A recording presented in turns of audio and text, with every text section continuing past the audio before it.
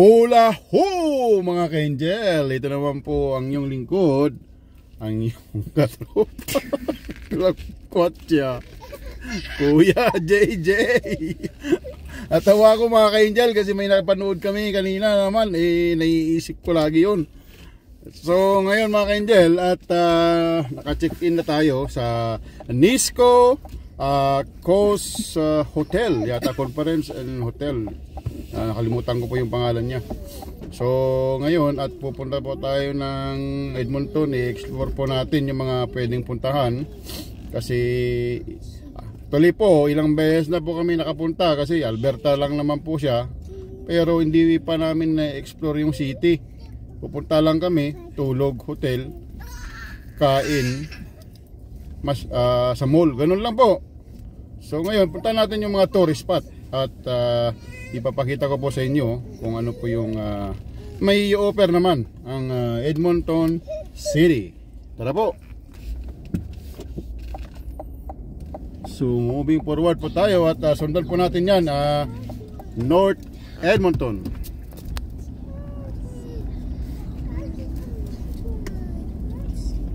Yan. So kita nyo po yung Calgary, sa south po siya. So ayan, pagkadiretsuhin nyo yan mga ka-angel, ay yan yung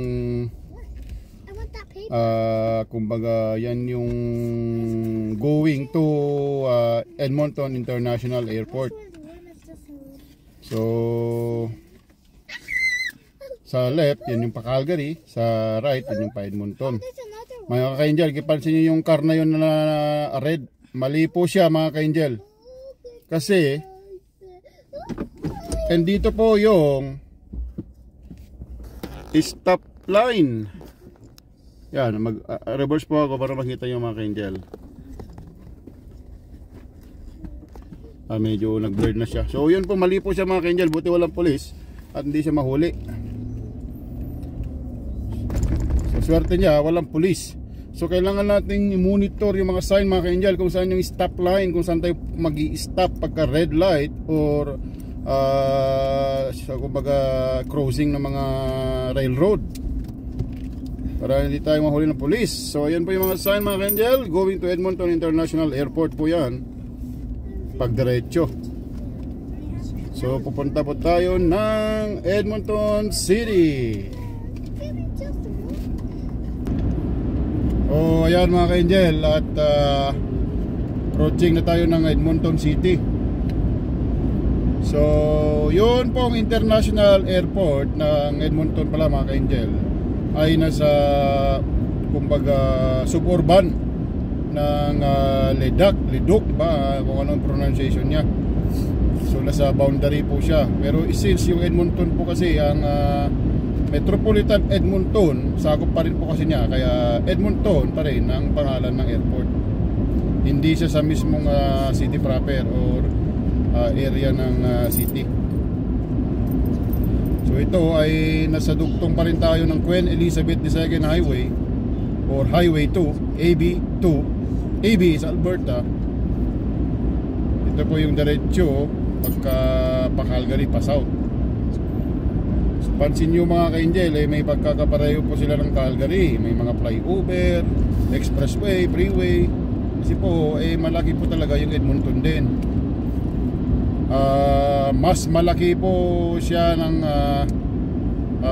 konti kung sa Metro Manila i-compare yung area ng Edmonton. So malaki din po talaga siya. So ingat dito mga ka-angel, kasi napansin ko sa dito sa freeway na ito yung may napicturan kami dito noon ng overspeeding. That time po kasi ang speed limit is 100, but hindi ko napansin yung sign na nag-reduce speed na siya dahil may construction. So be careful po kasi maraming kamera dito sa Edmonton. At napadalhan po tayo ng notice noon, wala na tayong nagawa mga ka-angel, binayaran na lang natin. Kasi pagka ilalaban nyo pa yan,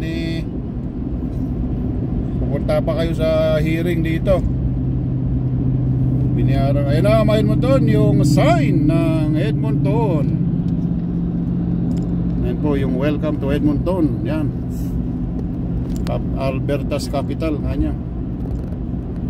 Andito po mga ka-Angel yung mga government offices.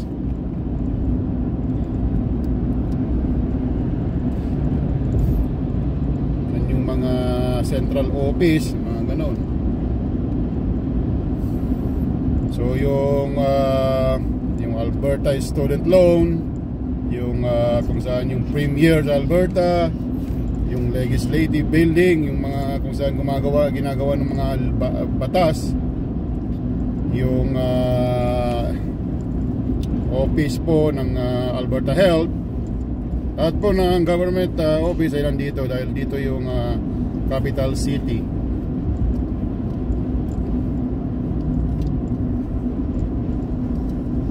So ayan na mga ka-Angel, magna 90 na yung speed natin. So kailangan na nating mag-reduce, baka mapicturean na naman tayo.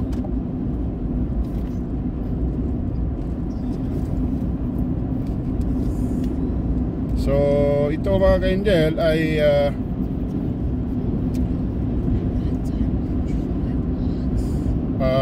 kung mapapansin nyo dun sa dulo, may parang tulay o bridge.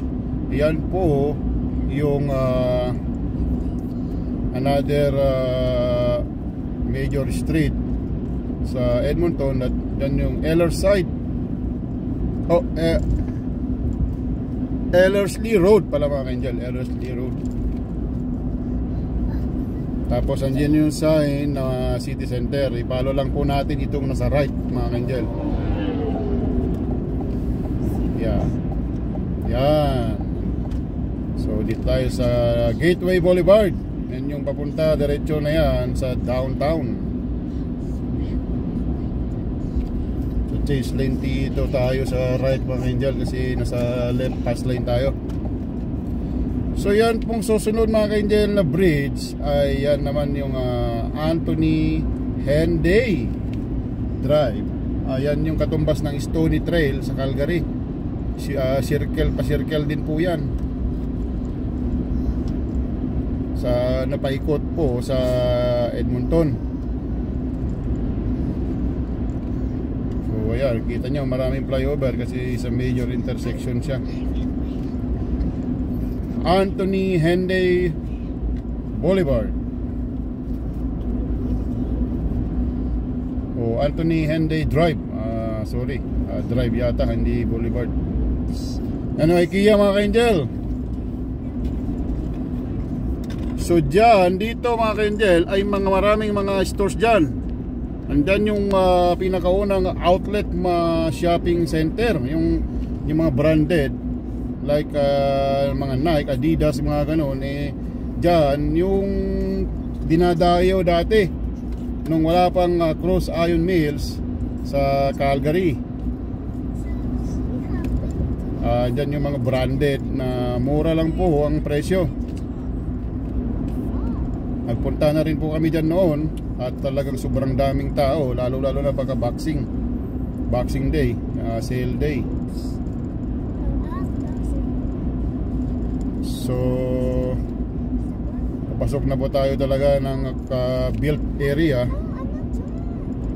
at talaga mag-monitor tayo ng mga nag-i-speed na pulis dyan o mga speed camera.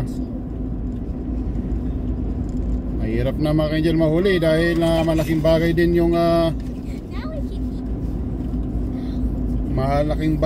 yung ibabayad natin kasi dollar.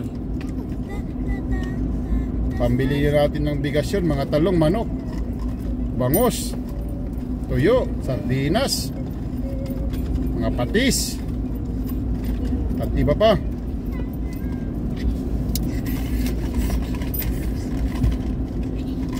So mga ka-Angel, lahat ito pansin nyo, marami na angkar kasi papalapit na tayo talaga sa mga area na busy. So all we have to do is be cautious at titingnan natin yung mga nag-change lane na mga car na walang pakialam. Tayo na lang pong mag-adjust para iwas disgrasya.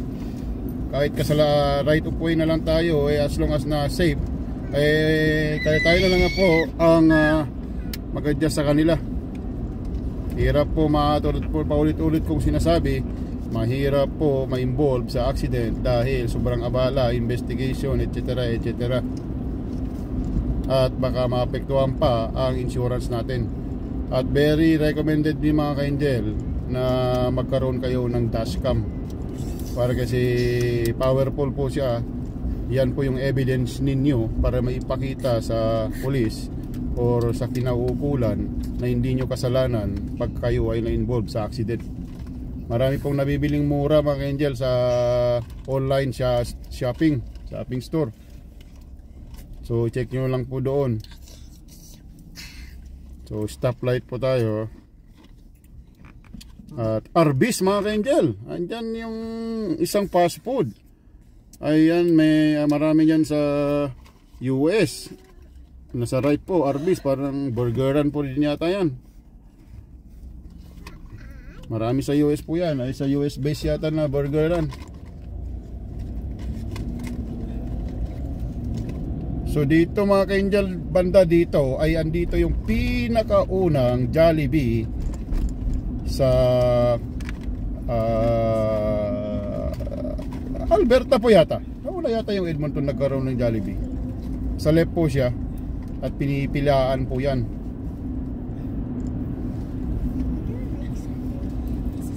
Dahil po siguro yung Edmonton isa capital ng Alberta, kaya nag-decide sila na magtayo muna ng Jollibee dito.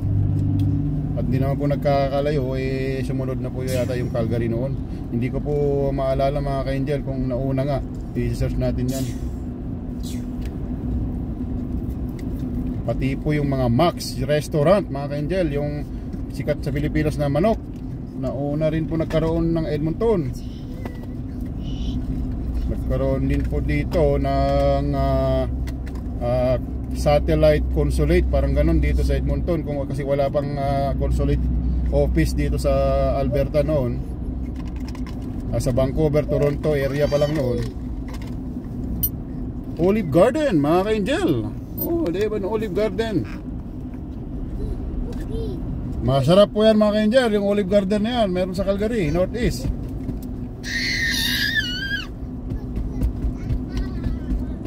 Recommended po yan na Italian restaurant. Yung Olive Garden pala mga ka-angel ay na-discover lang po namin yan, hindi sa Alberta. Noong nag-travel po kami, pumunta ng Regina, Saskatchewan, at naghanap kami ng Italian restaurant kasi na-miss namin yung Italian. Mahilig po kasi kami sa Italian.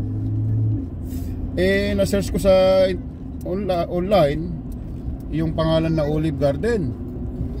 Ayun, panalo mga ka-angel dahil unlimited po yung salad nila. May free pa na bread, Italian bread, at marami pang iba mga ka-angel, pwede nyo iuwi. Panalo siya mga ka-angel, hindi kayo magsisisi pagka kumain kayo sa Olive Garden. Tumao, sani mga ka-angel, nawala yung ambon-ambon. At tuloy-tuloy tayo na approach sa destination natin.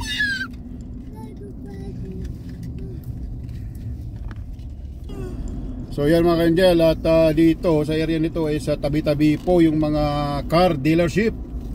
Marami iba't ibang mga dealer po ng car. So parang kumbaga sa Calgary McLeod Trail. Parang McLeod Trail nila dito. Alam niyo po mga ka-angel, itong street na to, ang street, pangalan po ng street dito pangalan po ng kalaban ng Edmonton. I mean yung kalaban niya sa number 1, number 2 ba na city ta Alberta. Ang pangalan po ng street nito mga ka-angel is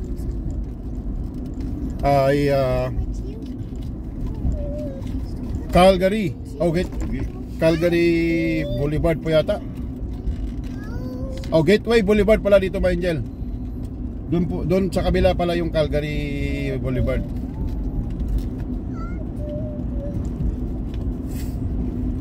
So city center, malapit na tayo.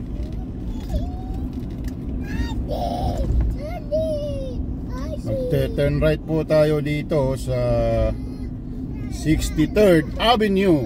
Ito yung unang kanto na lilikuan natin para papunta tayo sa destination natin. So dito tayo mga ka-angel at ating titignan yung area dito. So ayan yung CP Rail. Turn left tayo dito mga ka-angel sa 99th Street Northwest.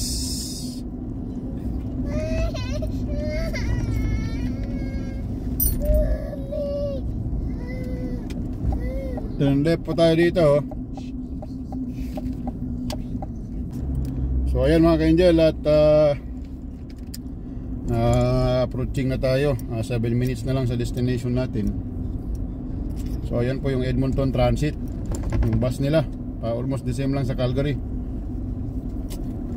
Oh, may wholesale club din sila dito. So ayan po mga ka-angel, kakansin nyo yung digital dyan na speed sign. Nire-remind ka kung nag-overspeed ka. So dito kasi is 50 km an hour. So nasa 52 tayo kanina. Okay lang po yan mga ka-angel, as long as na mag-reduce kaya agad kayo sa speed limit.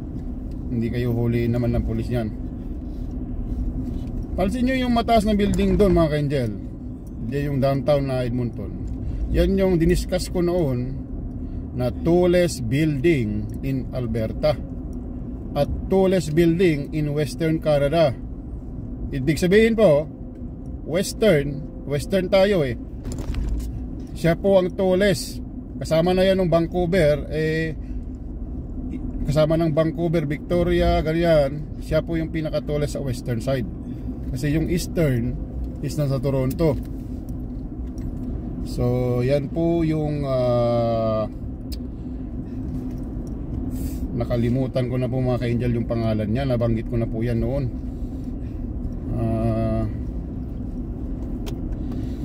Parang S po yun. Sabihin ko mamaya mga ka-angel. Nakalimutan ko siya. So yan po yung tallest building in Western Canada, outside Toronto. So ayan mga ka-angel, marami pong mga record dito sa Alberta. Kaya tulad ng sinabi ko, yung Calgary meron siyang mga record, yung Edmonton meron din po. Kaya pa talagang nagpapaligsahan sila, yung number 1 city sa Alberta. So naalala ko na mga ka-angel, Stantec Tower, yung pinakamataas na building sa Western Canada. Hindi lang po sa Alberta yan, kasama ng Vancouver. Yung tinuro ko sa na mataas. So isa 69 stories building na tallest or highest high-rise in Western Canada. So it means Western Canada, andyan yung British Columbia, Alberta, Saskatchewan, and kasama na rin po yata dyan ang Manitoba. Sa east po kasi andyan yung Ontario, siyempre andyan yung mga Quebec, yan yung Nova Scotia, yan yung east naman. Kasi east mean east is pagkapansin nyo po dun sa time zone, eastern zone, tapos Pacific zone. Pacific po tayo mga ka-angel, doon sa Toronto is eastern. Kasi sa sobrang laki po ng Canada, halos sinakop na niya yung time zone. So ulitin ko po mga ka-angel, yan yung Stantec Tower na may katabi po siyang Marriott Hotel na 5-star, at saka yung famous po ngayon na arena ng Edmonton, na yung Rogers Place po yata. Yan yung home court ng Edmonton Oilers na hockey team. At naglalaro po dyan yung mga, kung may mga summer league, yung NBA, yung National Basketball Association, na naglaro po dyan yung Utah Jazz at saka Toronto Raptors. Mga ka-angel, nandyan po tayo noon, pero hindi na tayo pumasok dahil sobrang daming tao. Dahil po brand new at maganda yung arena, is a world class. Talagang pinipili nila yung Edmonton na paglaruan compare po sa beloved Calgary natin. Yung Calgary po kasi mga ka-angel, hindi ko po kumbaga criticize yung arena na Scotiabank Arena, pero isa kung di ako nagkakamali, sa more than 30 years old na po yung arena. It was built because of the Winter Olympics before, na nag-host po yung Calgary noon, kaya binilt nila yung arena na yon, na sinasabi po ko siya ng hockey team, hockey league, na kailangan nilang mag-construct ng new para makapag-compete po sa mga modern na arena ngayon, na especially po sa mga member po ng National Hockey League. So but fortunately ay may nakaplano na po na itatayo sa Calgary. Yan po yung downtown Edmonton mga ka-angel. Yan yung mataas na building doon, yun yung Stantec Tower. Yan. So yun, parang tuloy na yata mag-construct ng bagong arena sa Calgary, na home court po ng Calgary Flames. So hopefully matuloy yan, at para naman hindi mapag-iwanan yung Calgary, dahil isa sa mga top city na ngayon ng Canada. So antabayan po natin yan mga ka-angel. So yan, alam niyo po Edmonton mga ka-angel, maganda po yung landscape niya.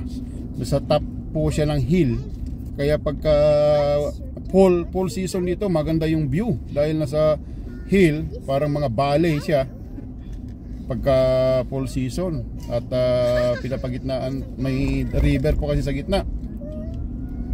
Kapansin nyo mga ka-angel, yung kabilang sa downtown, nasa kabila pa yan. Diyan kabila pa yan ng river, tatawid tayo ng river. So maganda yung landscape niya, at talaga namang hindi papatalo yung Edmonton sa Calgary. Although yung mga building sa Edmonton ay mostly mga muluma na, dahil tulad ko nga sinabi ko, capital city na unang na-develop yan, kaya talagang muluma ang mga buildings. But other than that, meron po silang mga area din na bago ng ay mga ka-angel, yung Fairmont Hotel, isang parang castle, na parang katulad yan ng hotel sa Saskatoon. Maganda mga ka-angel ang view. So ipansin nyo, mataas po yung kung saan itinayo yung mga building, dahil nasa valley siya, parang hill. So ayan mga ka-angel, at pag diretsuhin nyo po yan mga ka-angel, ay dyan po yung legislative building, at saka yung tunnel. Ang taas po ay mga government buildings. So maganda, very blessed po ang Alberta, dahil nagkaroon ng dalawang city na maganda at may unique na EU offer sa mga namamasyal. So tayo pataas po mga ka-angel ang daan natin, dahil hill po yung downtown. So hanap po tayo dito mga ka-angel ng pwesto para magtingin tayo sa isang tourist spot dito, na makakaroon tayo ng parking. Maganda mga ka-angel. Ayan na yung downtown mga ka-angel lang Edmonton. Some part of the city po mga ka-angel ay mga parang subway po yung train, o may train po doon mga ka-angel. So may part po dito sa city ng Edmonton na subway, na sa ilalim po sa ground yung so pwede tayo mag-turn right mga ka-angel, as long as na full stop po tayo. No problem po yan. It's a universal rule na if it's a red light, just full stop and then you can turn right if it's safe at clear. So ayan mga ka-angel, at hanap tayo ng parking, at pupuntahan natin yung isang sikat na tourist spot dito. Dito, pagbayad na lang po tayo siguro mga ka-angel, para hindi tayo matikitan. Yan po yung Courtyard Marriott. Yung parang sikat na ano. So 7 feet ay kasya tayo dyan mga ka-angel. Kasi may mga truck dito na nakaparking din. Where are we? So pasok tayo dito at maghahanap tayo ng parking. Hopefully meron mga ka-angel.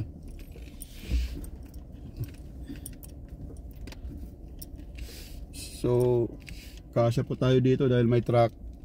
At so yun mga ka-angel. At pwede raw tayo mag-park dito at magbabayad lang. So okay lang yun mga ka-angel. Kaysa naman matikitan tayo at malayo po kasi yung paparkingan. Para hindi tayo maglakad. Ikot-ikot lang po tayo at maghanap tayo ng medyo maluwag dahil mahaba pa yung dala natin. Ano po, medyo masigip po dito mga ka-angel. Puro truck po yung nagpa-park dito. Ay ito, baka pwede po dito. Patang paalis po yata ito mga ka-angel. So, tanungin natin. So ito mga ka-angel, nakahanap tayo ng medyo malapit. So, pwede na tayo dito. Dito siguro sa medyo malilim para hindi na tayo mahirapang mag ano. Kaso may puwit po tayo mga ka-angel. Siguro doon tayo sa isa. Atras po tayo mga ka-angel. Dito tayo sa kabiri na mga. Tataka ako mga ka-angel, halos malalaking truck ang nakapark dito. Baka kaya sila nagpa-park dito. Dahil siguro or doon tayo sa katabi na ano, sabi. Kasi yung puwit po kasi natin mga ka-angel ay masasagi natin yung dulo niya dahil mahaba po yung dala natin. So dyan po tayo magpa-park mga ka-angel. Yung sundin po natin yung yellow kung saan tayo nag ano.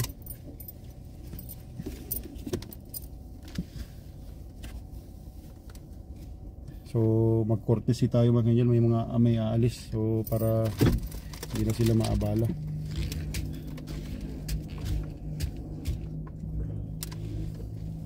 So ayusin ko po yung parking mga ka-angel para naman hindi sila mabad trip sa atin kung may mga magpa-park pa na susunod at maging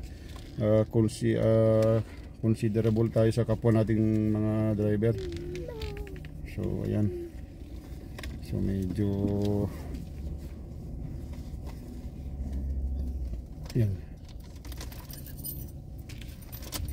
So yan mga ka-angel.